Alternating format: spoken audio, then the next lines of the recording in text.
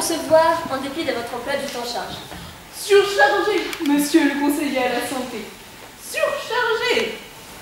Nous venons vous entretenir d'un problème gravissime. Avec vous, les problèmes sont toujours graves. D'ailleurs, avec tous les conseillers, les problèmes sont toujours graves. J'ai l'impression que plus le problème est grave, plus le conseiller estime qu'il a de l'importance. Vous exagérez, monsieur le premier. Ce n'est pas nous qui créons les problèmes. Nous essayons de les résoudre. Tiens. Eh bien moi, chaque fois que vous essayez de m'aider à résoudre un problème, j'ai l'impression qu'il s'aggrave. Monsieur et madame la première, nous sommes vos conseillers à la santé. Et votre peuple ne s'est jamais aussi bien porté que depuis que nous vous conseillons. Messieurs les conseillers, si notre peuple se porte bien, c'est justement parce qu'il n'a pas besoin de vos conseils. Vous êtes blessante, madame la première. Faites blesser, monsieur le conseiller. Faites donc appel au conseiller à la santé. Bien. Si nous en venions au fait, je vous écoute. Plusieurs rapports font état, dans le nord du pays, de l'apparition d'une étrange maladie. Le professeur Pietro Strovibalic, que nous avons envoyé sur place, l'a identifié comme étant la maladie du sable. La maladie du sable? Jamais entendu parler. Parfaitement. Il s'agit d'un mal dont on a perdu la trace depuis des centaines d'années. Il a fait des ravages à les anciens temps, et il semble bien que l'on puisse assister à un possible retour. Ouais. Je me méfie de ce genre d'analyse. Vos sources sont sûres? C'est Ostro-truc, là. Ostrovibalic, c'est un très grand savant. Justement, c'est pour ça que je m'en méfie. C'est Vibalic. À vos souhaits. Vibalic, Piètre. Piètre, Sans E, c'est son prénom. drôle de prénom. Bon, c'est Ostrovi-Boulou. Ah, Ostro... Ne m'interrompez pas avec des détails secondaires. Ce savant est-il sûr? Bien sûr qu'il est sûr. Vous êtes sûr? Sûr qu'il est sûr. À 100% sûr. Pour sûr, c'est sûr. Oui, eh bien, moi, je n'en suis pas si sûre. Bah, sûr de quoi? Sûr qu'il était sûr. Bien sûr. Quoi, bien sûr? Mais bien sûr que vous n'êtes pas sûr.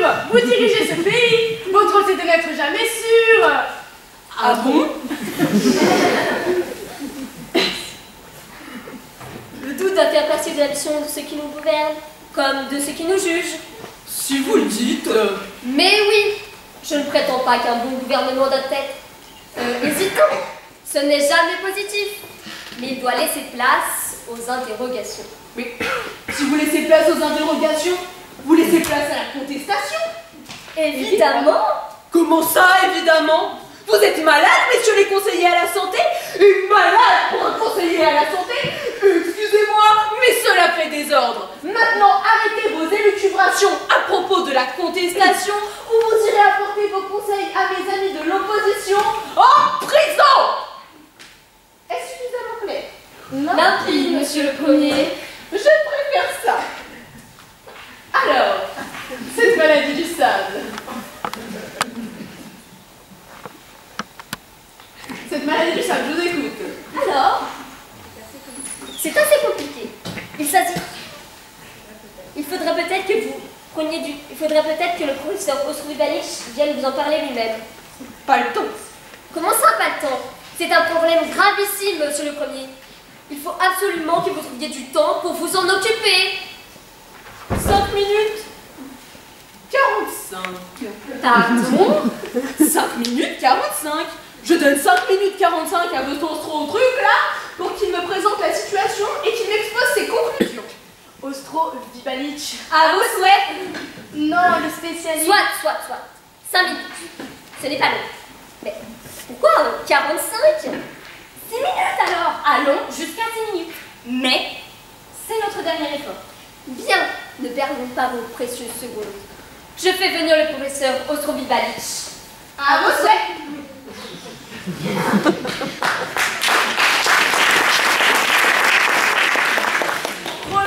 monsieur, première madame, moi est très honorée vos immenses rencontres. Apportez-vous tarte aux pommes de grand-mère mienne, faite avec tarte et avec pommes. Merci, cher professeur Gastro. Ostro. Ostro. Vibalich. À vos souhaits. Ostro. Viche. Oui? Non, enfin, si, vie. Quoi, vie? Ostro, puis vie. Professeur Ostro, puis vie. Non, pas Ostro, puis vie. Ostro, Vibalich. Ah, professeur Ostropovitch. Mais pas Ostropovitch, monsieur le premier, mettez-y un peu du bon, que diable. Vous nous donnez royalement que 6 minutes. Mais si on en met 7 à vous expliquer le nom de votre invité, on va vous en devoir du temps après l'entretien. Et ce n'est pas ça qui va faire avancer tout ce schmilblick. Professeur Schmilblick. Merci, premier monsieur. Apportez-vous aussi pâté de pommes de terre avec champignons et fraîche crème de mer. Mais vous m'avez déjà apporté cette tarte aux pommes de la part de votre grand-mère. Oui, mais pâté de la autre grand-mère. Deuxième grand-mère pas fraîche. Mais fraîche la crème, hein. J'espère qu'il n'a pas vu toute grand-mère, votre spécialiste. Merci, professeur. Pas d'heure, premier monsieur. Apportez-vous aussi bouteille d'alcool de la part de grand-père moi. Vieux, très vieux.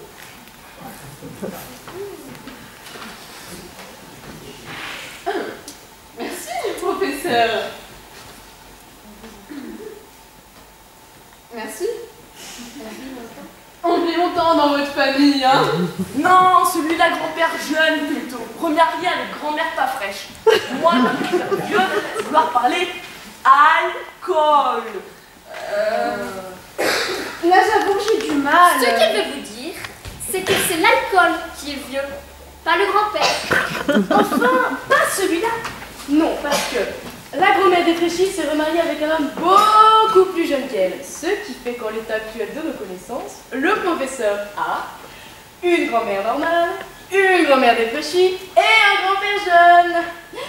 Vous, monsieur le premier, vous avez une tarte aux pommes avec des pommes, un pâté aux pommes de terre avec de la crème fraîche et une bouteille d'alcool avec... Toi, conseiller, ta gueule. Moi, parfaitement capable de s'expliquer. Prenez, monsieur, architecture, famille et origine cadeau. Professeur, calmez-vous, allez de l'avant. Alors, ce vieil alcool, donc vieil alcool vieux de jeune grand-père jeune, très rare, beaucoup rare, très... Ben, on a compris, hein. Dépêchez-vous. Toi, Ça va, c'est bon. donc, vieil alcool, comprend que de cerises, pêche de noyau pilé, pressé fromage. Du fromage pressé? C'est surprenant, non? Moins surprenant que toi surpris quand toi prendre ma main dans figure. C'est bon, c'est bon. Bien, cher professeur, nous allons donc déguster ce nectar. Non, faut surtout pas boire ça. Pardon? Alcool de grand-père jeune, surtout pas boire. Ah bon? Mais alors Si vous boire, rêve tomber. Paf! Ça, cadeau d'honneur. Soigneusement gardez bouteille. Utilisez que si vous vouloir suicider, alors videz bouteille et paf! Ou si vous avoir un vase au cafard, versez bouteille et paf! Ou si vous vouloir foutre feu à l'huile, alors vous aspergez et à l'allumette, jetez scritch et paf! Je bois. Pas je bois! Moi, explique justement vous pas boire, sinon pas! Enfin, professeur, vous parlez au personnage le plus puissant de notre pays. Ne vous inquiétez pas, il n'en boira pas.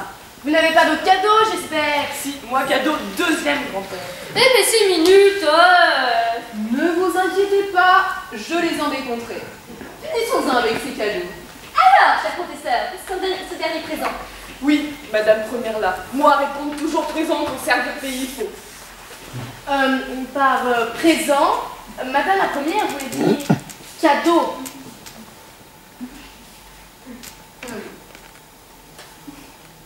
Cadeau Et présent, même chose.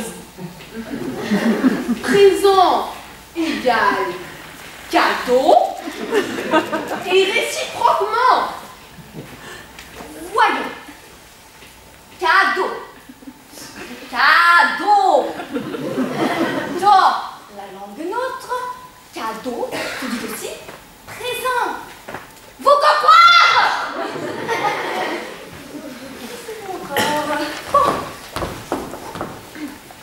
Cadeau.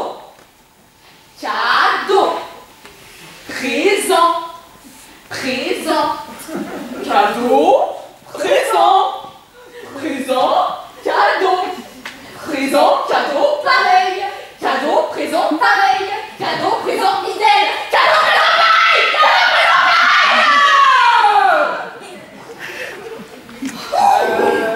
Pourquoi il parle comme ça? Con ou quoi? Professeur, vous parlez aux personnages qui sont de notre état. Bon, offrez-lui votre dernier cadeau, ce sera plus simple. Premier monsieur, première madame, à présent mon dernier cadeau. Cadeau bœuf. Qu'est-ce qu'il a dit là? Il a dit cadeau bœuf. Oui, j'ai bien entendu, mais ça veut dire quoi, cadeau bœuf? Je sais pas moi, peut-être que ça veut dire cadeau neuf. Qu'entendez-vous par cadeau neuf? Que tous vos cadeaux sont neufs? Toi, soupçonnez-moi de l'illustrissime premier cadeau usager. Vous savez, les prosons du passé, cela n'a rien d'honteux. Honteux quand on va prendre mon pied dans derrière. Facile. La vache. Pas vache, bœuf. C'est bien ce que j'avais compris. Cadeau bœuf. Bravo, premier point qu'on s'est conseillé. Cadeau bœuf de la part de ton père. Ah, le jeune grand-père. Mais non, l'autre vieux. Ah, celui de la coche jeune. Toi, rien piché, hein. Pourtant simple. Jeune grand-père cadeau, alcool vieux. Vieux grand-père cadeau, bœuf jeune. Ah, parce qu'il y a un grand-père, un vieux grand-père et un bœuf jeune dans le coup maintenant. Mais pas dans le cour, dans la cour.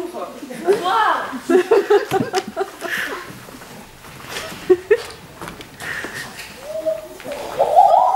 La vache. Mais non, combien de fois vous le dire? Vous réfléchissez autant que père de bretelles ou quoi? Ça, bœuf, une tonne. Votre vieux grand-père pèse une tonne. Le bœuf, monsieur le conseiller, le bœuf. Il faut suivre un minimum quand même. Non mais vous avez vu le bestiau? Ça, c'est du solide. Bravo, professeur Lagoski. On se ressent du Balich. À vos souhaits. Bravo, cher professeur. Ce genre de bétail fait honneur à notre pays. Avec de la bestiale de cette qualité, on peut envisager l'avenir avec confiance.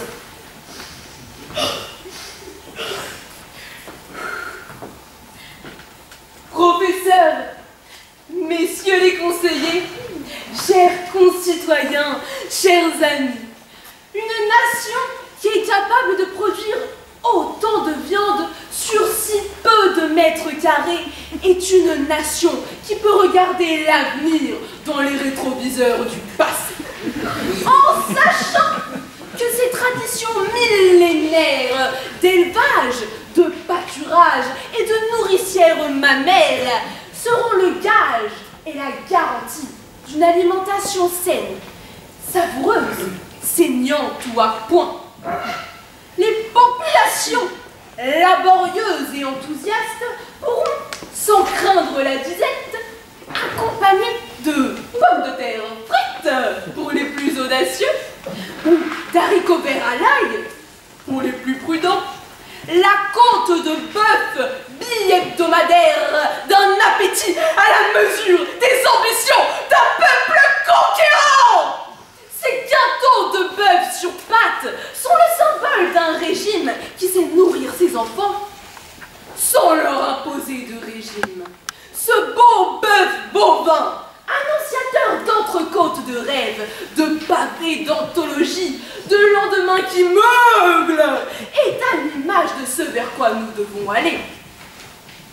La force tranquille, la graisse maîtrisée, l'œil certes un peu vague, assommé qu'il est par tous les kilos accumulés, mais le museau toujours baveux et conquérant. Merci, merci.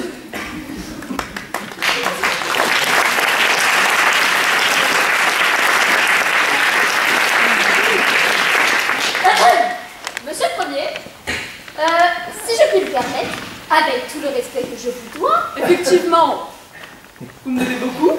Vous serait-il possible de ne pas prononcer tout de suite l'intégralité de votre discours, mais de venir au sujet qui nous préoccupe vraiment et pour lequel nous sommes venus vous entretenir?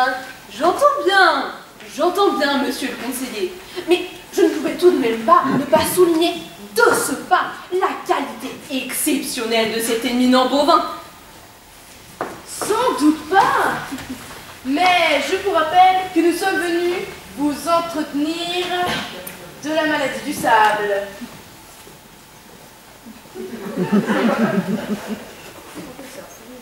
Professeur, pouvez-vous expliquer à notre vénéré premier, ainsi qu'à sa femme, ce que nous avons découvert à propos de cette maladie qui ressurgit, réémerge et réapparaît? Ça, simple constatation première, vieille maladie aussi vieille que grand-mère vieille disparaît depuis longtemps.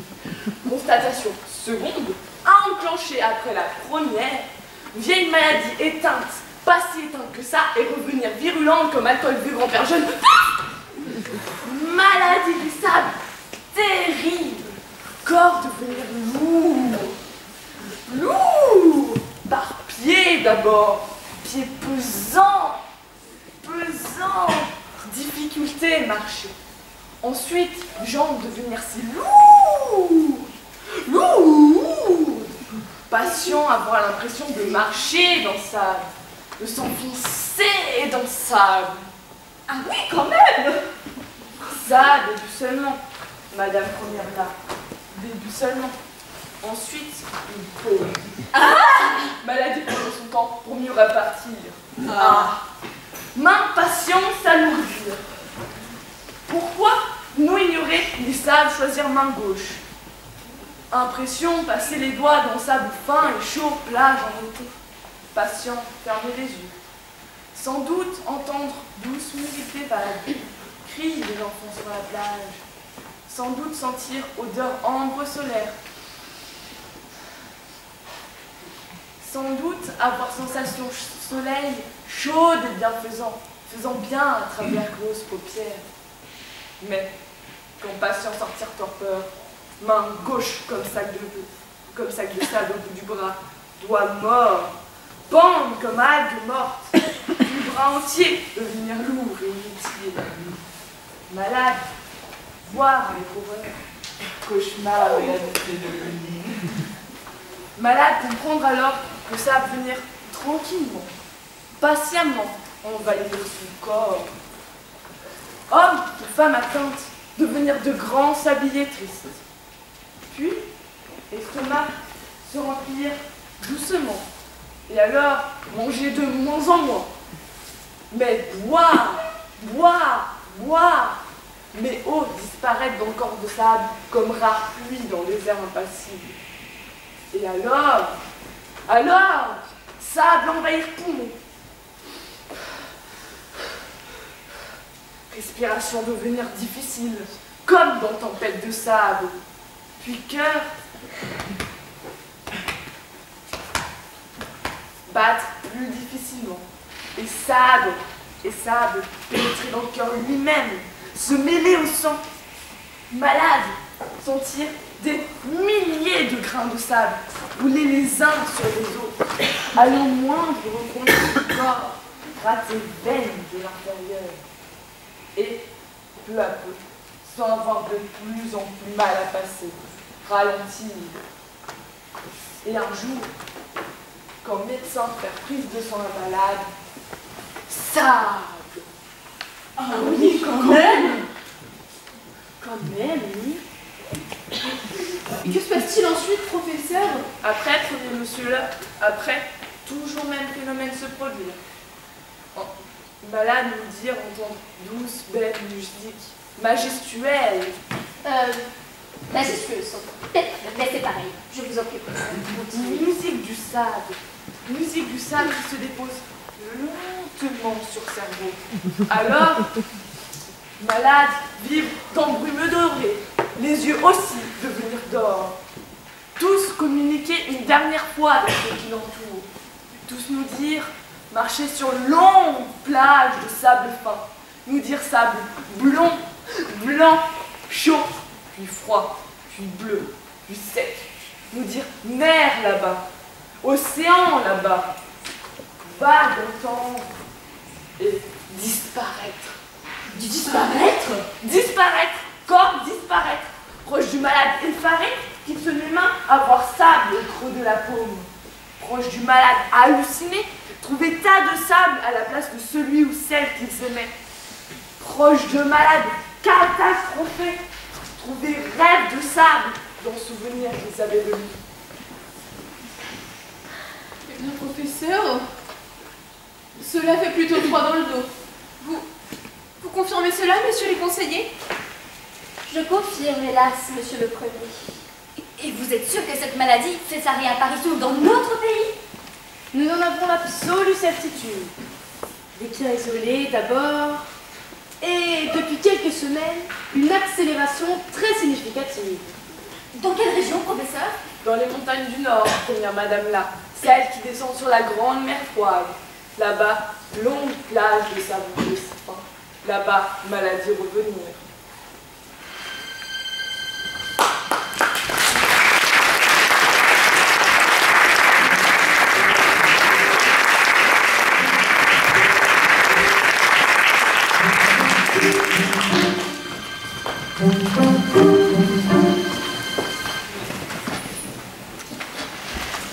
Monsieur le Premier, j'aimerais que vous rappeliez à vos gardes que je suis autorisée à pénétrer dans votre bureau, quel que soit l'heure et le moment. Que se passe-t-il encore, mademoiselle la conseillère en communication? Vos huissiers prétendaient m'interdire de vous voir sous prétexte que vous étiez en réunion. Mais il est vrai que je suis en réunion avec vos collègues, les conseillers à la santé, et le professeur... le professeur Ostrovivalic. À vos souhaits, chers collègues. Non, merci. Professeur Ostrovivalic, si je m'abuse. À peu près dans des ordres. L'honneur à qui ai-je? Mademoiselle Clean, K-L-I-N-E, comme Clean, C-L-E-A-N, mais Clean, K-L-I-N-E. De toute façon, Clean, C-L-E-A-N signifiant propre en anglais. J'aime bien aussi les situations propres, carrées, efficaces. Clean, quoi. Enfin bref, pour en revenir à mon nom, il se prononce comme Clean, C-L-E-A-N, mais il s'écrit Clean, K-L-I-N-E. Je suis la conseillère en communication de monsieur le Premier. Et c'est à ce titre que je revendique le droit d'entrer dans son bureau à tout moment. La communication est absolument essentielle à la survie de notre régime. Ah, si, je vous demande, si vous allez me poser la question comme tout le monde. Si je répète, c'est un mot, c'est par déformation, professionnelle. La communication, c'est le matraquage. Et le matraquage, c'est la répétition. Elle s'est bloquée là, non, monsieur le Premier? La Publication dans le dos, parfois c'est efficace. Quand elle se bloque, c'est ça pour te tirer les nerfs. Ça, certain, oui. Répétez. Bravo! Ça fait du bien. En effet, oui, bon. L'attention.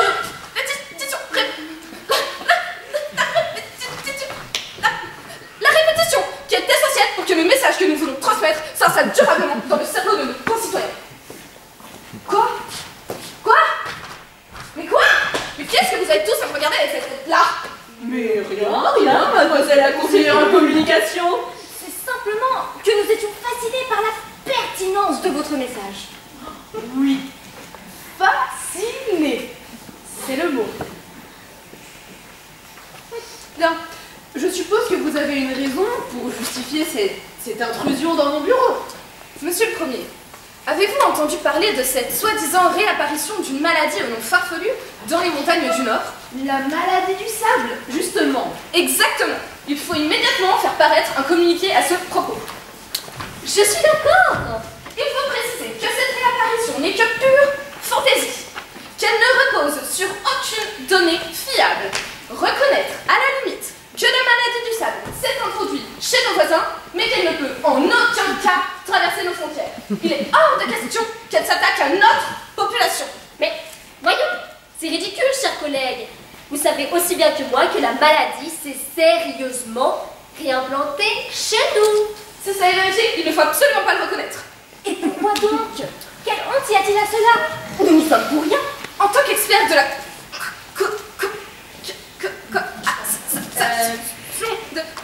de la communication, je peux vous affirmer qu'un régime est toujours responsable des mauvaises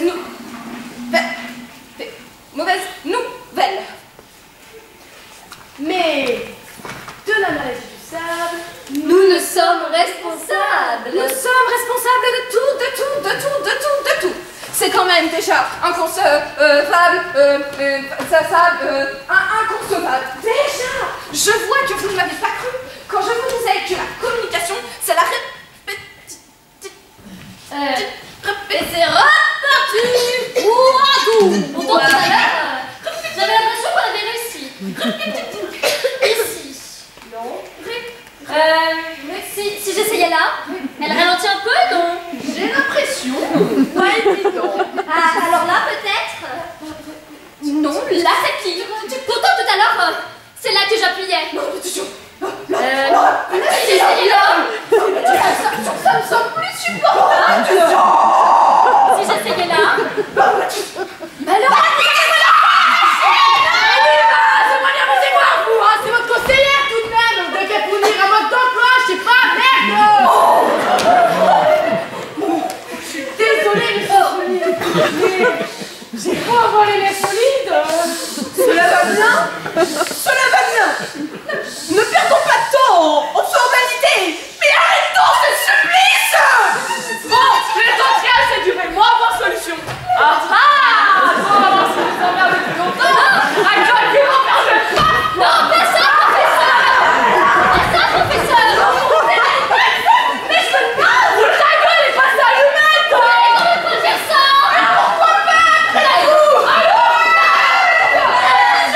Qui est la base de notre métier. Mais qu'est-ce que vous fabriquez avec cette bouteille à la main, professeur?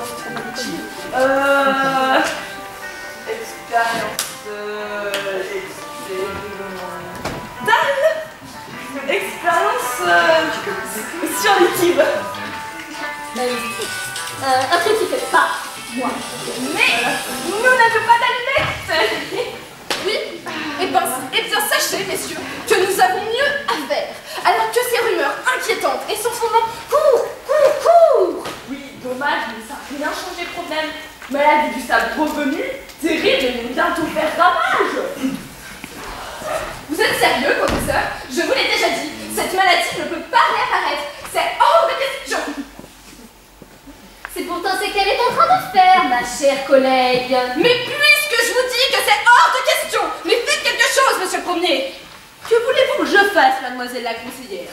Je vous rappelle que mon pouvoir s'arrête à certaines limites. J'aurais par exemple du mal à éviter qu'un ouragan ne ravage les marais du Sud, zone dont je suis pourtant originaire et que je chéris tant.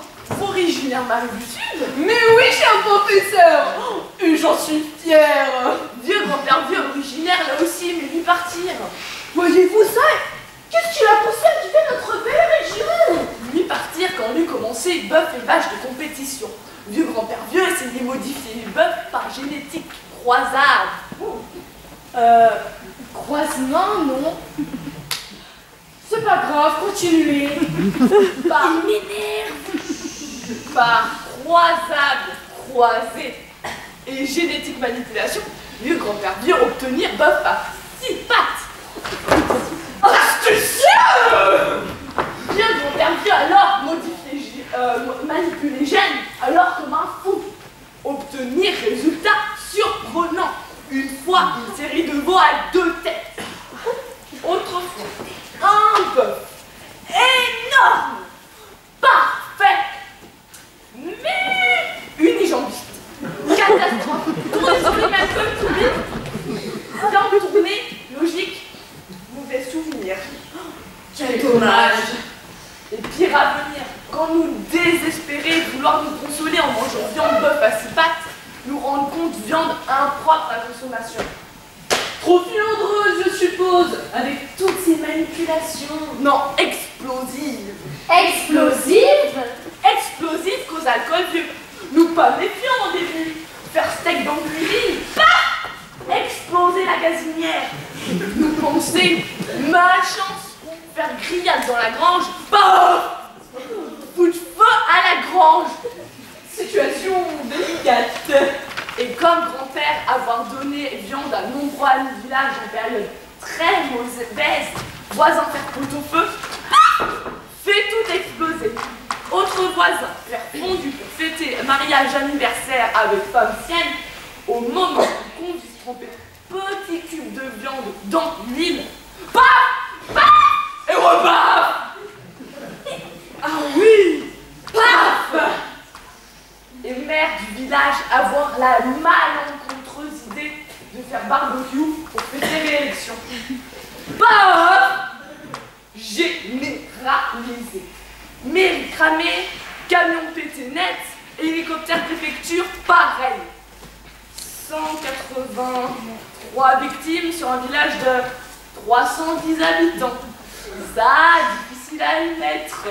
Je me rappelle avoir été alertée pour cette affaire. Et comment s'en est sorti votre grand-père? Bien cru, pas explosé. Police découvrir que des femmes veuves dans maison isolée avoir fait ça.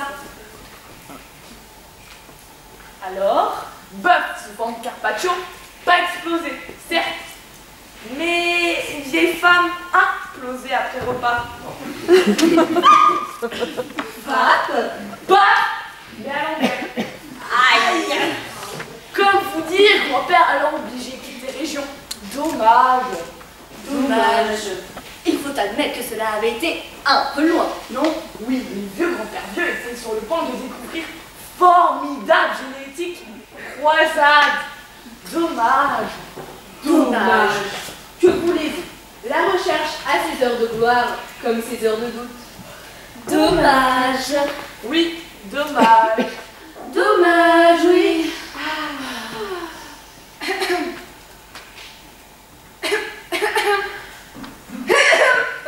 Excusez-moi, messieurs et madame, mais les aventures pétaradantes du professeur Ostrovalichiv sont peut-être explosives et passionnantes, mais ne perdons pas de vue notre problème principal, monsieur le premier. La situation du pays n'est pas bonne, au point que nous puissions tolérer une épidémie. Ce serait désastreux au terme de communication. Que voulez-vous que je fasse, mademoiselle la conseillère?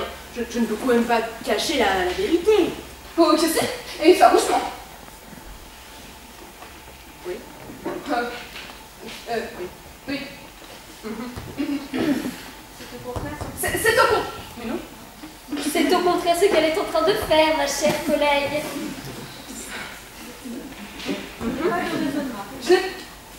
Je n'ai pas de raisonnement. En communication, on ne raisonne pas. On affirme. Et ce qu'il faut affirmer aujourd'hui, messieurs, c'est que cette maladie ne peut pas exister. Mais Oui. Cette maladie n'existe pas. Bravo, lumineux. L'épidémie s'arrête à nos frontières. Nous avons qu'à lui demander son passeport et la refouler. Exactement. Avouez que c'est une thèse très difficile à défendre. Monsieur le Premier, vous savez très bien que votre régime est affaibli par toute une série de dysfonctionnements. Rajoutez à ce tableau déjà négatif une étrange maladie. Et tout cela devient vraiment délicat. aucun pouvoir ne peut être tenu pour responsable du retour d'une très vieille maladie. C'est le hasard, la malchance. Vous plaisantez? Vos ennemis politiques sans raison de déclarer que les services de santé sont inefficaces et désorganisés. Que gouverner, c'est prévoir, donc prévenir. Et comment empêcherons-nous les journalistes de dire la vérité? Les journalistes diront la vérité. Pas la vôtre, ni la leur, la nôtre. Et la population? Le premier tient encore solidement son pays. Les montagnes du Nord sont pauvres et difficilement accessibles. Avec un peu d'organisation et de manipulation, nous réglerons le problème. Moi, vous racontez une manipulation à mes grands-pères, hécatombe et feu partout, explosion. Vous êtes inconsciente ou prendre désir pour rivalité. Réalité, professeur. Mais vous avez raison. La réalité, messieurs, c'est que cette maladie n'existe pas. Monsieur le Premier, vous n'êtes pas un scientifique. Vous êtes un politique. Alors expliquez-leur que du point de vue politique, cette maladie ne peut pas exister. Je me demande si, dans le cas présent, nous pouvons tout régler sous l'angle de la communication. Oh, c'est votre faute, à tous les deux. C'est vous qui lui avez mis ces idées dans la tête. Mademoiselle la conseillère, je vous assure. Vous boitez, mademoiselle la conseillère? Pardon? Oui, vous venez d'aller vers le premier, puis de revenir vers nous. Et j'ai comme l'impression que vous ne boitiez pas en arrivant tout à l'heure. Oui, en effet. C'est que... Faut avoir fourmillement dans le pied, clean mademoiselle. Des fourmillements? Oh non, je dirais plutôt comme un léger engourdissement. Attendez. Des fourmillements, oui. Une sensation de chaleur dans le pied? Oui, un peu comme si... Comme si vous marchiez sur du sable chaud. Oui, non. En fait, je m'en souviens. Je me suis tordu la cheville en montant les escaliers qui mènent à votre bureau, monsieur le Premier. En même temps, il faut dire qu'il y a ce bœuf incroyable dans la cour, là. En tournant la tête pour le regarder... Enfin bref. Ce qui me préoccupe, monsieur le Premier, c'est cette situation-là du pays. Il faut immédiatement que vous trouviez une solution. Je ne quitterai pas ces lieux sans que vous m'ayez clairement indiqué ce qu'il convient que je fasse. Les échéances électorales sont encore lointaines, certes, mais nous devons... Tiens. C'est joli cette musique.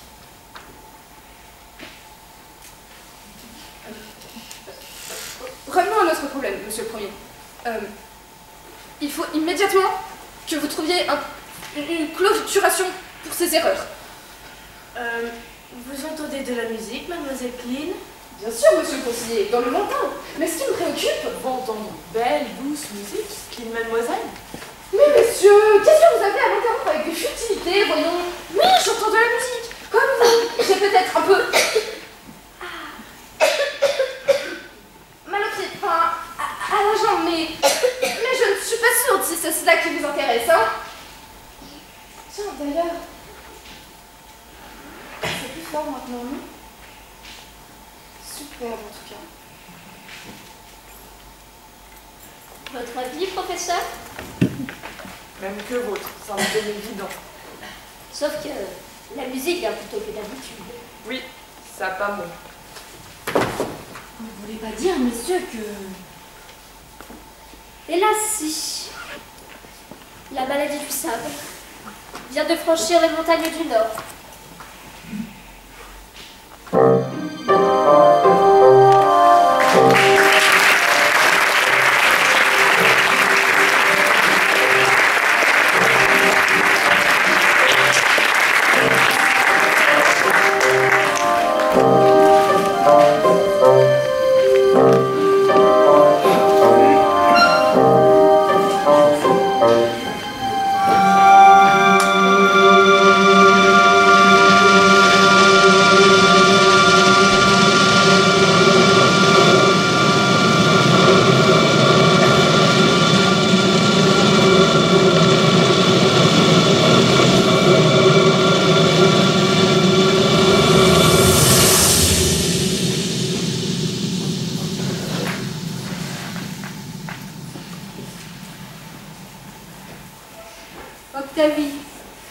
Octavie, ma fille, comment te sens-tu?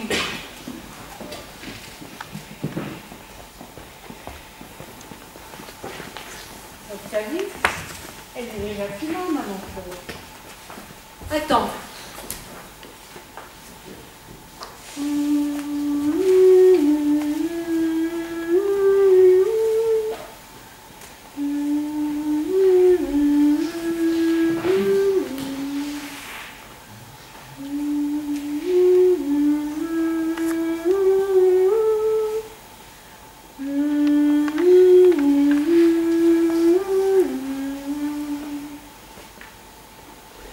Je rêvais de sable chaud, et soudain, j'ai reconnu la voix fraîche de mon enfance. Je sais, ma chérie. Où sommes-nous? Que faisons-nous là? Mais nous sommes au bord de la plage, ma tante. C'est toi qui nous as demandé de t'amener vers la mer. Nous sommes partis hier. Nous avons quitté nos montagnes du nord pour descendre vers cette longue, douce plage. Je te rappelle, je t'y amenais souvent quand tu étais plus jeune, avec Angéline et Enguerrand. Je me souviens, Papa Bloch. Mais où est Angéline? Elle est restée là-haut, dans nos montagnes. Et Enguerrand, où est-il? Il est resté là-haut, dans nos montagnes. Vous mentez mal, Papa et Maman Bloch. Vous mentez mal. Comme tous les parents qui aiment leurs enfants. Angéline et Enguerrand sont devenus grains de sable. Là-haut, dans le nord de nos montagnes, ma sœur, Angéline, aux yeux de plage, les sables devenus et volent dans le vent. Là-haut, dans le nord de nos montagnes, mon frère, la petite Enguerrand, les sables devenus et volent dans le vent. Car la vieille maladie, que l'on pensait éteinte, est revenue. Et moi aussi, sable je deviens, lourde et douce. Octavie, ma chérie, je ne veux pas entendre ce genre de choses. Tu dois avoir confiance. Nous sommes presque au bord de la mer. Je n'y arriverai pas, Papa Bloch. Mais si, allez-y, je vais t'aider. Ne t'approche pas, ne me touche pas. Je suis certaine que cette maladie est terriblement contagieuse. Quand j'ai bercé mon petit frère, aux yeux devenus d'or lorsque sa vie devenait plage, j'ai senti le premier engourdissement au bout de mes doigts. Quand j'ai pris dans mes bras ma grande sœur aux yeux des plages, j'ai senti que le sable envahissait mon corps, comme il coulait dans le sien. C'est pour ça que je vous ai demandé de ne plus me toucher. Et j'ai bien fait. Papa Bloch, tu ne m'as pas aidé à descendre de nos montagnes. Tu ne m'as pas touché pendant notre voyage vers la mer. Papa Bloch.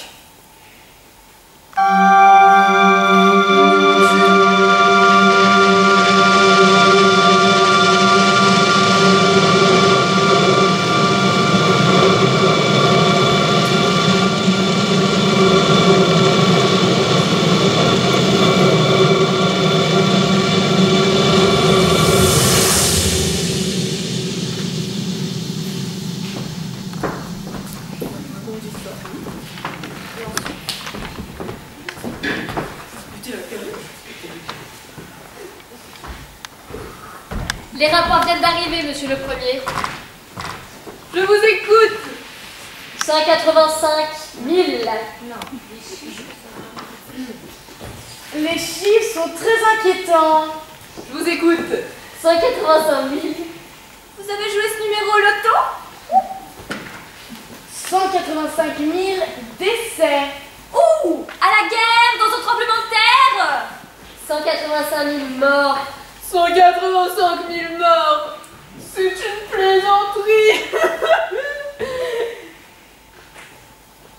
La maladie du sable? Exactement. Quelles sont les mesures? Gouverner, c'est prévoir. Les décisions, c'est vous. Je suis impressionnée par votre courage. Cette maladie va ravager propager votre pays. Pas de vaccin, je suppose? Comment voulez-vous? Ce mal est totalement inconnu. Une seule certitude, cette maladie n'est pas contagieuse. Pardon? Et comment expliquez-vous ces milliers de décès alors? La maladie est dans l'eau, dans l'air, dans le sable aussi, partout. Mais elle ne se transmet pas d'homme à homme. Vous venez de dire que vous ne saviez rien sur ce mal. Nous ne connaissons pas les effets, nous connaissons les effets en effet, et nous sommes incapables de le traiter. Nous sommes des spécialistes. Je n'ai aucune confiance en vous, messieurs les conseillers. En temps normal, vous quitteriez immédiatement ce bureau pour ne plus y revenir. Nous n'avons aucune confiance en vous, monsieur le premier.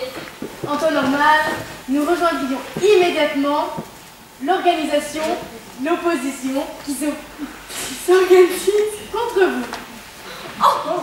Non mais... Assez discuté. Je vais me rendre dans les montagnes du Nord pour rencontrer ces malades et je vous ordonne de m'accompagner.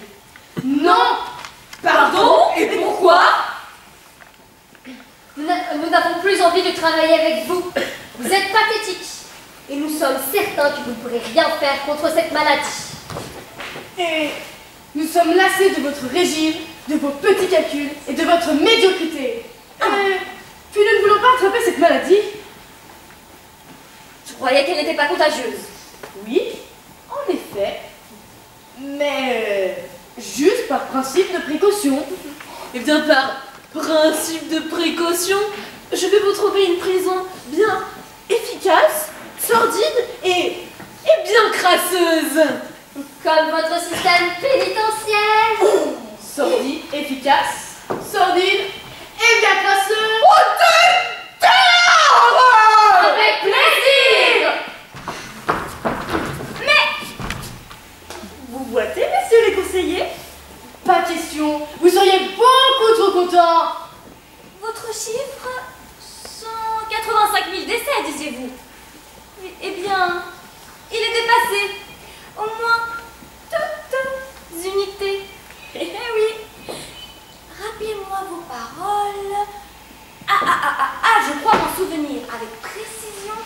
Une seule certitude, cette maladie n'est pas contagieuse. Ne prenez pas la peine de nous répondre, messieurs les conseillers. Conservez vos forces, vous en aurez besoin.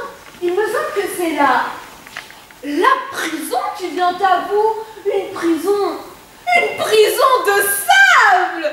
Heureux d'avoir pu travailler avec moi. Nous allions vous tendre la main. Abstenons-nous, voulez-vous? Vous êtes contagieux.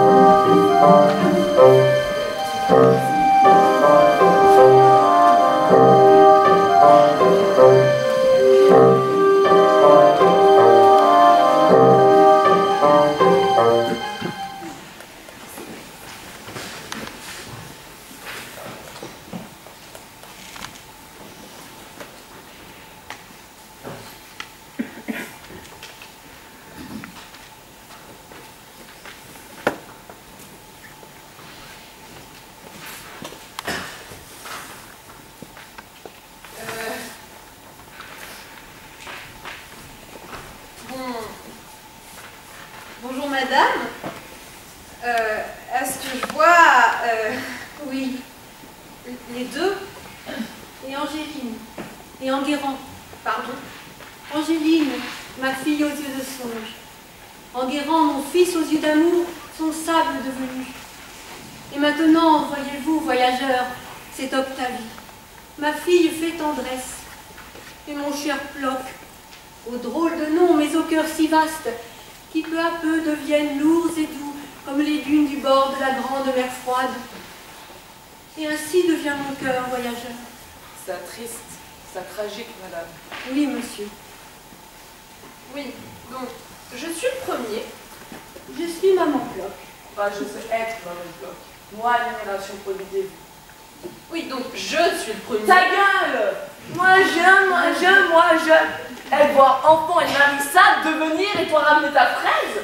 Toi, première du monde, hein. Ça, Enfin, professeur, il faut bien qu'elle sache. Mais je sais bien qui vous êtes, monsieur le premier. Nous ne sommes pas complètement incultes dans les montagnes du Nord. Et même si nous aimons vivre retirés, nous suivons quand même les affaires du pays. Quant à vous, professeur Ostrovibalic, nous vous connaissons bien aussi. Et même si nous ne partageons pas vos théories sur la viande bovine, nous suivons quand même votre avis. ça, sidérant. Vous êtes première depuis naissance, moi, à dire non, un premier coup sans vous mélanger les pains bêtes. Papa Bloc. Octavie, ma chérie, ma souris des îles. Entends-tu, Papa Bloc? Entends-tu le long, lent, doux bruit des vagues qui cognent le sable et le roulent dans les récules? Oui, ma chérie, j'entends. Alors prends-moi dans tes bras. Prends ta petite fille dans tes bras, là, contre ta poitrine, qui sent bon l'enfance, qui sent bon la confiance. Là, contre ton cœur, où j'entends les voix d'Angéline et d'Enguerrand chanter au chaud de ta tendresse. Oui, viens, Octavie, ma fille, ma vie, ma belle. Viens là, dans mes bras. Viens sur mon cœur, rejoindre ton frère, ton petit frère Enguerrand, qui traversait la vie comme un éclair doré. Viens sur mon cœur, rejoindre ta sœur Angéline, qui traversait la vie comme un oiseau soyeux.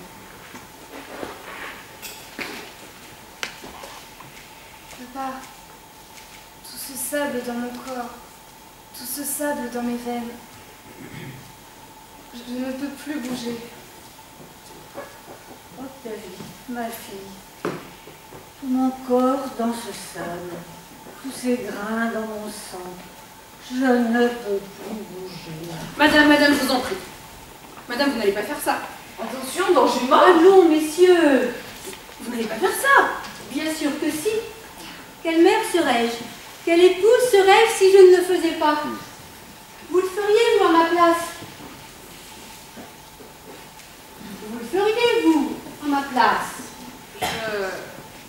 Je ne sais pas, madame. Mais si, vous le feriez.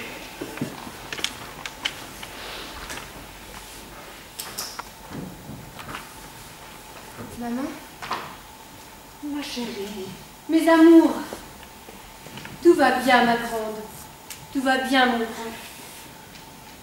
Maman Bloc a pris nos mains. et nous voici réunis. Maman Bloc a pris nos mains. Et me voici dans les bras de mon père. Ta mère a pris nos mains et te voici contre ma poitrine.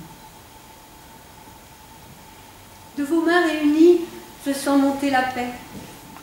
Et dans ma paume chaude, voici le souffle d'Angéline, les doux cheveux d'Enguerrand.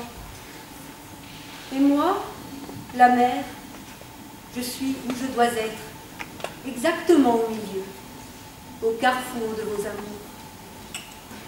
Et le sable qui monte en chuintant sa chanson chaude me signifie que c'est bien, que c'est inévitable, que c'est ainsi qu'il faut que ce soit.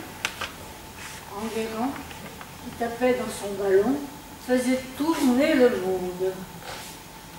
Angéline, qui lisait à la lumière jaune de la lampe, faisait rêver le monde. Enguerrand, qui sortait de la mer avec un goût de sel. Angéline, qui sortait du lit chaud avec un goût de miel. Et le sable est venu, impassible et tranquille. Et le sable est venu, sûr de lui et vainqueur. Alors nous, les Blocs, Petite famille humble et digne des montagnes du Nord, nous avons résisté. Mais le sable est le sable. Il a le temps pour lui, il a le poids pour lui. Et il s'est installé têtu, le front bas, dans nos vies, dans nos veines. Et quand nous disions non, il répondait mais si, mais si. Chut, laisse-moi faire, laisse-moi. Je suis inexorable. Et Angéline et Enguerrand sont sable devenu. Et mon cœur alors est mort de foi. Et voici qu'Octavie, ma douce, ma tranquille, mon sillage, tu pars avec le sable. Et toi, mon compagnon, mon solide, mon certain, tu glisses dans les dunes. Alors moi, la mer, le centre, le carrefour, la croisée des chemins, le point de rencontre, le point de fusion, je dis cela est ainsi, cela est bien, cela doit être, puisqu'Enguerrand, le petit lutteur, a baissé les bras. Angéline, la fière, a courbé la tête. Puisqu'Octavie, la douce, n'a pas retourné le sablier. Puisque Plof, le calme, a haussé les épaules. Puisque le vent a laissé faire. Puisque la longue mer recommençait à continuer à lancer sa houle contre le sable bleu, lisse, froid, dont chaque grain semble murmurer « Le temps, nous avons le temps. Nous avons le temps. Maintenant, le temps. Nous avons le temps. Le temps. Nous avons le temps. Le temps.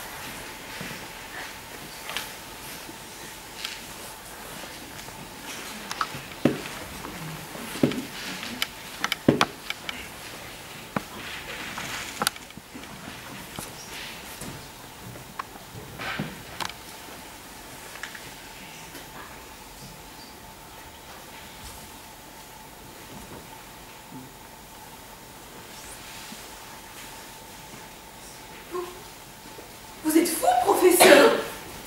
C'est dangereux! C'est très contagieux, sans doute! Toi, rien comprendre, vraiment. Toi, indigne diriger le pays. Rentrer à la capitale et mettre tous les services docteurs sur l'affaire. Tu dois prendre exemple sur Fanny Ploc. Dignité, Fanny Ploc. Courage, Fanny Ploc. Et enfin, prendre la situation en main. Tiens, en parlant de main, toi, tendre tienne. Allez, un peu de courage pour une fois.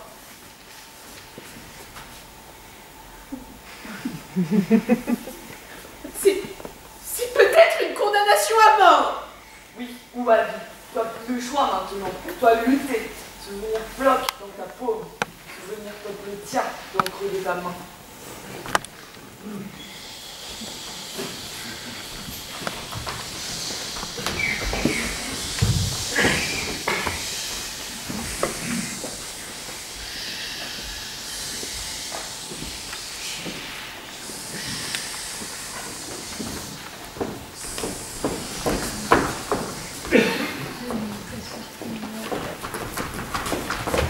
Voici rapport des marées du sud, chère première. Maladie de métropole. Excellent. Dites-moi, vous avez les statistiques des montagnes du Nord? Et comment? Ça, réjouissant. Maladie presque éteinte dans partie du pays, la plus vive rapide à avoir été. Quel chemin parcouru, cher ami, depuis notre voyage dans les montagnes du Nord et notre terrible rencontre avec cette magnifique famille Ploc. Ça, oui, vous avoir bossé dur. Et où en sommes-nous des recherches de la Fondation Ploc? Très intelligent au travail Fondation Ploc. Toi, regardez, chiffre excellent, organisation parfaite. C'est vrai que nous avons eu une idée géniale de réunir tous vos grands-parents.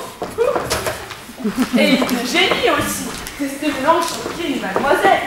Et idée géniale aussi, qu'on les mélange, alcool bleu, paf, et viande bœuf assis paf, dans pommes de terre et de grand-mère pas fraîches, et donner ça au conseiller pas sympa, quand eux presque foutus aussi. Stopper maladie, pareil. Mais c'est surtout quand vos aïeux ont réussi à trouver un moyen de conjuguer les effets de la viande explosive et du vieil alcool que nous avions vraiment avancé. Messieurs, madame. Ah, chère mademoiselle Pym, comment vous sentez-vous aujourd'hui? De mieux en mieux, madame la première. Encore une ou deux séries de cures micro-explosives, les derniers vins devraient se détacher, et tout cela ne sera plus qu'un mauvais souvenir. Monsieur le premier, je reviens de la fondation Plotch, et nous serons bientôt en mesure de diffuser largement des dossiers complets pour aider tous ceux qui seraient atteints par la maladie. Parfait, mademoiselle Pym. Où est-elle l'époque où vous ne vouliez pas que l'on communique avec nos voisins et où vous souhaitiez bloquer toute information? Ah, tout le monde est là. Et cher conseiller, des nouvelles de votre santé tout d'abord? Merci madame la première. Encore un peu de sable dans chaque pied. Mais comme vous le voyez, Nous remarchons normalement. Quelques semaines de traitement et terminé. Vaccin à vos rages sur vous, parfait. Vous, belle réussite.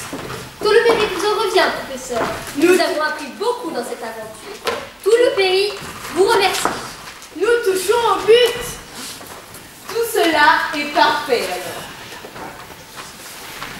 Je suis devenu un homme responsable, digne de diriger mon pays. Ma conseillère ne se bloque plus. Mes conseillers sont à présent efficaces et intègres. Les cadeaux des grands-parents du dit professeur se sont révélés des armes redoutables contre une maladie sortie de nulle part. Et ce mal, les hommes, réunis et fraternels, ont réussi à le juguler d'une manière audacieuse. Nous touchons au but. Nous nous dirigeons donc vers une fin superbe, heureuse, alors qu'une musique triomphante vient souligner la grandeur de l'être humain quand il lutte contre les forces du mal.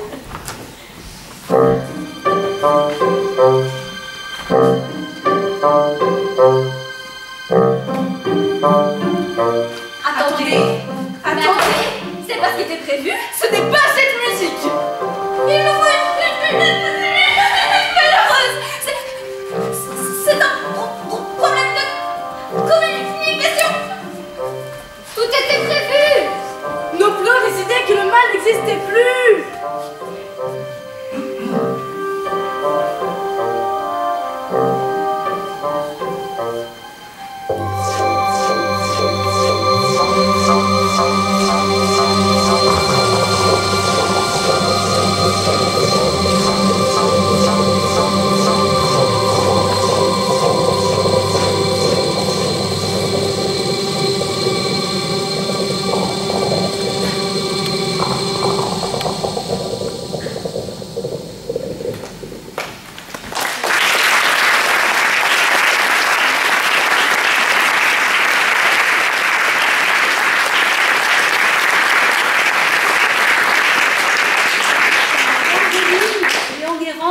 Devenu. Et mon cœur alors est mort de foi. Et voici qu'Octavie, ma douce, ma tranquille, mon sillage, tu pars avec le sable. Et toi, mon compagnon, mon solide, mon certain, tu glisses dans les dunes.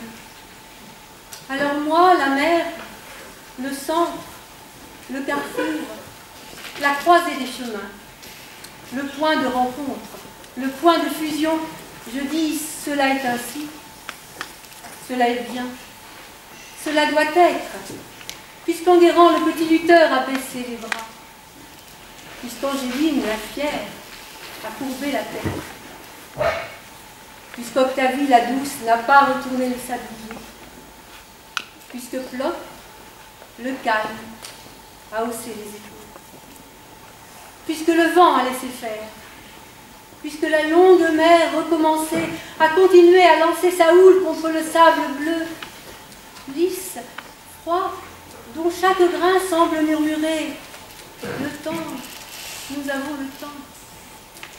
Le temps, nous avons le temps. » Amis, on ne guérit pas la maladie du sable avec du vieil alcool. On ne guérit pas la maladie du sable parce qu'il faut une fin heureuse à la pièce.